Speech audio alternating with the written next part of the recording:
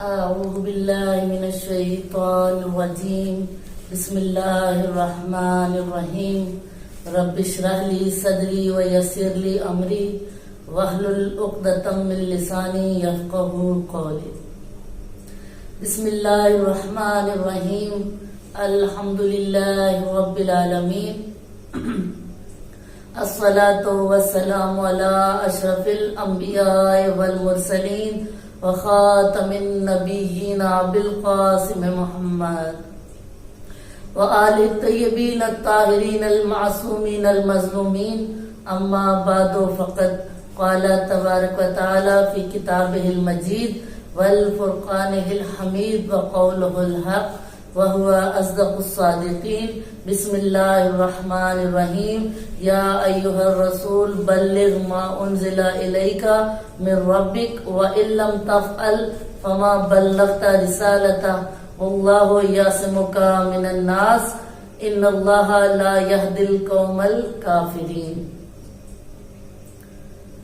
ہمیشہ کی طرح سب سے پہلے تمام حمد و ثنا ہے اس رب کردگار کے لیے کہ جس کی قبضہ قدرت میں ہماری جانیں ہیں. وہ عظیم پروردگار کہ جو ایسا رزاق ہے، پتھر میں موجود کیڑے کو رزق عطا کرنے والا ہے. وہ پروردگار اپنی لاریب اور بے عیب کتاب قرآن مجید میں ارشاد فرما رہا ہے یا ایھا الرسول بلغ ما انزل الیک، کہ اے میرے پیارے حبیب، اے میرے رسول،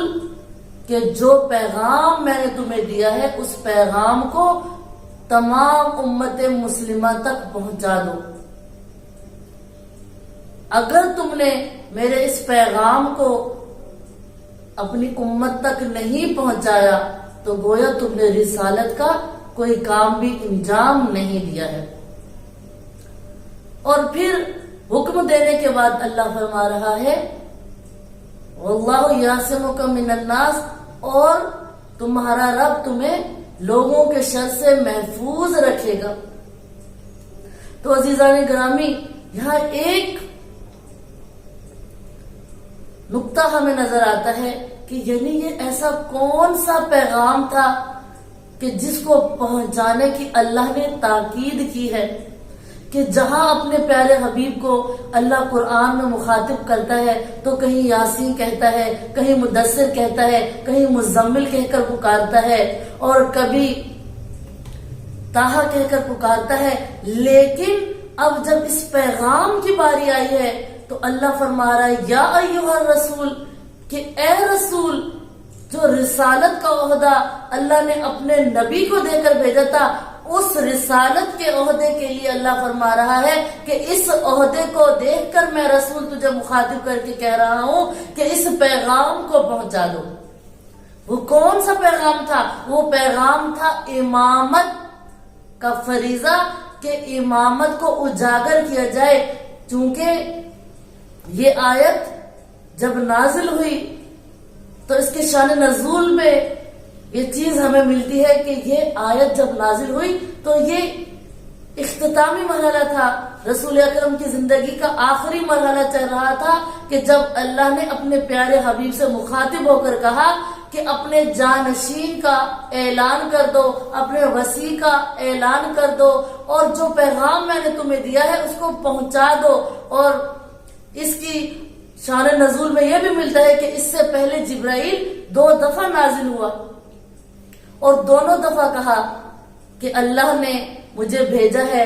وہ پیغام دے کر کہ وہ پیغام لوگوں تک پہنچا دو.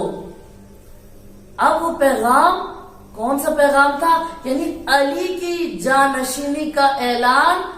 اللہ نے قرار دیا کہ اگر تم نے اس کو نہ پہنچایا تو گویا تم نے رسالت کا کوئی فریضہ ہی انجام نہیں دیا، گویا تم نے ابھی تک کوئی کام ہی نہیں کیا، گویا ابھی تک تم نے کوئی بھی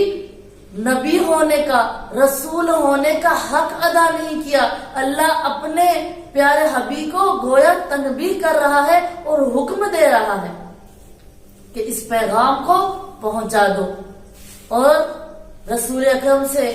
یہ بھی کہا کہ میں تمہیں لوگوں کے شر سے محفوظ رکھوں گا۔ اب رسول اکرم جانتے تھے کہ دیکھ رہے تھے اپنے زمانے کے ابتدائی اسلام کا وقت جب تھا تو تب بھی لوگوں کو دیکھا، اور اب جب اس پیغام کی باری آئی تو اس وقت اسلام اوج پر تھا، عروج پر تھا، لیکن رسول اکرم اس پیغام کو امت تک کیوں نہیں پہنچا رہے تھے؟ کیوں خاموش تھے رسول اکرم؟ عزیزان گرامی، رسول اکرم جانتے تھے کہ اگر میں اس پیغام کو بتا دوں گا، میں کھلم کھلا اعلان کر دوں گا کہ اللہ نے وحی نازل کی ہے، اللہ نے حکم دیا ہے مجھے کہ میں علم امامت کو بیان کر دوں، میں بتا دوں کہ میرا وصی کون ہے، میرا جانشین کون ہے، تو یہ لوگ مجھ سے دور ہو جائیں گے اور کہیں گے نعوذ باللہ من ذالک کہ رسول اکرم اپنے ابن ام سے بہت زیادہ محبت کرتے ہیں۔ اس لیے اپنے پیارے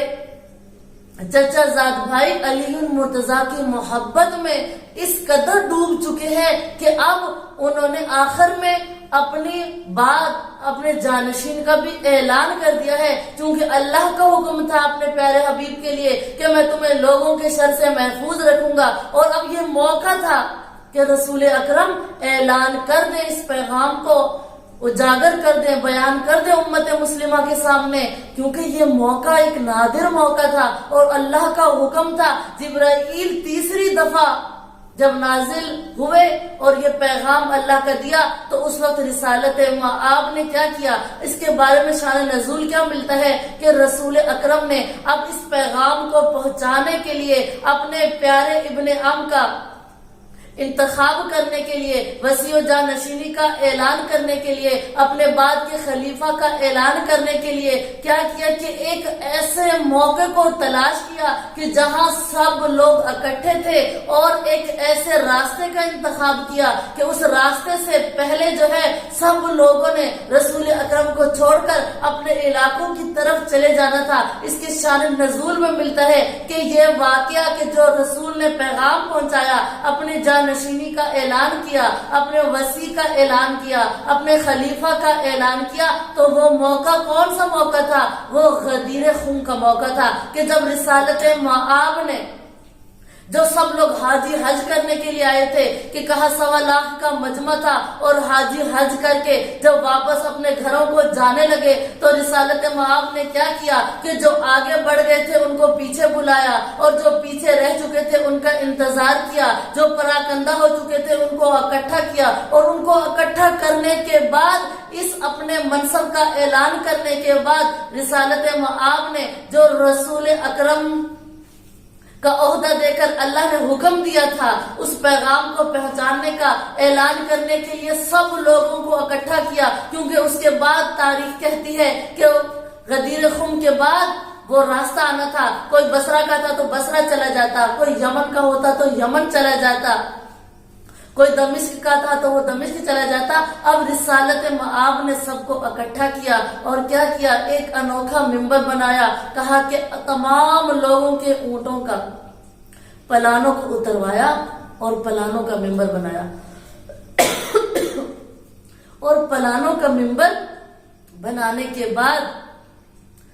اپنے ابن ام علی المرتضیٰ کو بلایا اور پلانوں کے ممبر پر تشریف لے گئے، اور ممبر پر جانے کے بعد علی کے فضائل کو بیان کیا، اور فضائل میں بیان کیا کہ من کنتو مولا ہو فہذا علی مولا، کہ جس کا میں مولا ہوں اس کا علی مولا ہے۔ اس قدر علی ابن ابی طالب اللہ کی بارگاہ میں مقرب تھے کہ اللہ نے اپنے پیارے حبیب کو رسول کہہ کر مخاطب کیا اور کہا اس پیغام کو پہنچا دو۔ اور جب رسالت مآب نے حیدر کرار کی خلافت کا اپنے بعد اعلان کیا تو لوگوں میں انتشار پھیل گیا،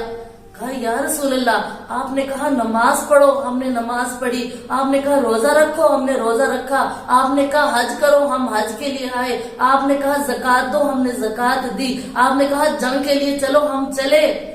اب یہ کیا ہوا؟ آپ کی ہر بات مانی اور آج آپ اعلان کر رہے ہیں کہ میرے بعد تمہارا خلیفہ وسیع و جانشین علی المرتضیٰ ہے۔ تو یہ ہے علی کے فضائل کہ جو اللہ نے قرآن میں رکھے۔ اور بھی بہت سی احادیث ملتی ہیں، آیات ملتی ہیں کہ جو فضائل امام علی علیہ السلام کی مصداق ہے کہ رسالت مآب اپنے اس داماد کے لیے احادیث کو بیان کرتے رہے اور کہا کہ اے علی میں تمہیں دوست رکھتا ہوں، اے علی جو تیرا دشمن ہوگا وہ میرا دشمن ہوگا، اے علی تیرا خون میرا خون ہے، اے علی تو مجھ سے ہے، جو تیرا دشمن ہے وہ میرا دشمن ہے۔ اس قدر علی ابن ابی طالب کے فضائل بیان کیے رسول خدا نے، اور پھر یہ بھی کہا کہ اے رسول کے داماد بھی ہو اور تمہیں یہ شرف حاصل ہوا ہے اللہ کی بارگاہ سے کہ تم میری دختر فاطمہ الزہرا کے شوہر ہو، ان کے ہمسر ہو۔ اے علی اگر تم نہ ہوتے تو فاطمہ کا کوئی ہم کف نہیں تھا، اے علی اگر تم نہ ہوتے تو میرے بعد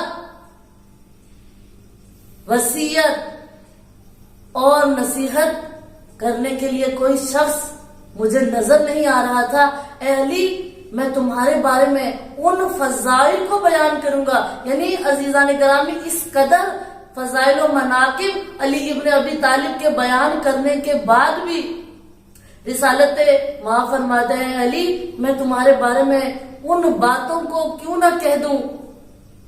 کہ جن کے بارے میں مجھے ڈر لگتا ہے کہ اگر میں تیرے فضائل کو لوگوں کے سامنے بیان کر دوں گا تو لوگ اسی طریقے سے کہ جیسے عیسیٰ بن مریم کے